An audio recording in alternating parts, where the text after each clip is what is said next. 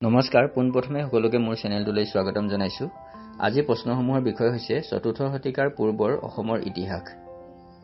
1. প্ৰাচীন কালত অসমক কি নামেৰে জনা গৈছিল? ইয়াৰ শুদ্ধ উত্তৰ হৈছে প্ৰাগজ্যোতিষ। 2 নম্বৰ প্ৰশ্ন, প্ৰাগজ্যোতিষপুৰৰ প্ৰাচীনতম ৰজা কোন আছিল? ইয়াৰ শুদ্ধ উত্তৰ হৈছে মহীৰংগ দানৱ। 3. সংস্কৃতৰ কোনটো শব্দৰ পৰা মহীৰংগ শব্দৰ উদ্ভৱ হৈছিল? ইয়াৰ শুদ্ধ উত্তৰ হৈছে মাইৰং। 4 নম্বৰ প্ৰশ্ন, কোনখন মহাকাব্যক অসমৰ প্ৰাগ ইতিহাস কালৰ সৰ্বোচ্চ উৎস হিচাপে গণ্য কৰা হয়? ইয়াৰ শুদ্ধ উত্তৰ হৈছে কালিকা পুৰাণক। 5 নম্বৰ প্ৰশ্ন, ৰামায়ণ আৰু মহাভাৰতত অসমৰ প্ৰাচীন নাম কি আছিল? ইয়াৰ শুদ্ধ উত্তৰ হৈছে প্ৰাগজ্যোতিষপুৰ। নৰকাসুৰে কোনটো ৰাজবংশ প্ৰতিষ্ঠা কৰিছিল? ইয়াৰ শুদ্ধ উত্তৰ হৈছে ভৌম বংশ। 7 নম্বৰ প্ৰশ্ন, ঘটকাসুৰক কোনে হত্যা কৰিছিল? ইয়াৰ ভিতৰত শুদ্ধ উত্তৰ হৈছে নৰকাসুৰে। 8 নম্বৰ প্ৰশ্ন, প্ৰাগ ইতিহাস সূত্ৰ অনুসৰি নৰকাসুৰৰ মাতৃ কোন আছিল?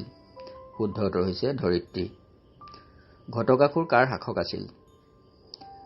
ইয়াৰ ভিতৰত শুদ্ধ উত্তৰটো হৈছে কিৰাতসকলৰ।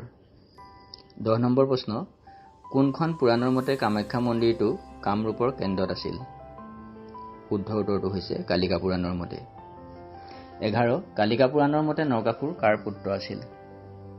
শুদ্ধ উত্তৰ হৈছে ধৰিত্ৰী আৰু বিষ্ণুৰ। 12 কোনজন ৰজাই প্ৰাগজ্যোতিষপুৰত হিন্দু ধৰ্ম প্ৰতিষ্ঠা কৰিছিল? শুদ্ধ উত্তৰ হৈছে নৰকাসুৰে। নৰকাসুৰক কোনে হত্যা কৰিছিল? ইয়াৰ ভিতৰত শুদ্ধ উত্তৰটো হৈছে শ্ৰীকৃষ্ণই। মহাভাৰতৰ মতে কুৰুক্ষেত্ৰ যুদ্ধৰ সময়ত প্ৰাগজ্যোতিষপুৰৰ ৰজা কোন আছিল? ইয়াৰ শুদ্ধ উত্তৰটো হৈছে ভগদত্ত।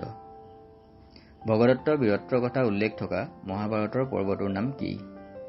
শুদ্ধ উত্তৰ হৈছে দ্ৰোণ পৰ্ব। ভগদত্তৰ জীয়ৰী ভানুমতীৰ বিয়া কাৰ লগত হৈছিল? ইয়াৰ শুদ্ধ উত্তৰ হৈছে দুৰ্যোধন। গুৱাহাটীৰ দীঘলী পুখুৰী কোনজন ৰজাৰ সৈতে সম্পৰ্কিত? ইয়াৰ শুদ্ধ উত্তৰ হৈছে ভগদত্তৰ সৈতে সম্পৰ্কিত। 18 নম্বৰ প্ৰশ্ন, ভগদত্তক কুৰুক্ষেত্ৰ যুদ্ধত কোনে হত্যা কৰিছিল? শুদ্ধ উত্তৰ হৈছে অৰ্জুন।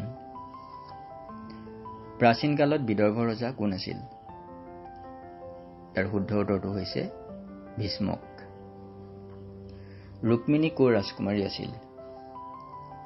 ইয়াৰ শুদ্ধ উত্তৰটো হৈছে কুণ্ডিল নগৰৰ। আজি প্ৰশ্ন উত্তৰ শিতানত ইমানেই প্ৰশ্ন আছিল। পুনৰ অন্য এটা শিতানত লগ পোৱাৰ প্ৰতিশ্ৰুতিৰে আজিলৈ ধন্যবাদ।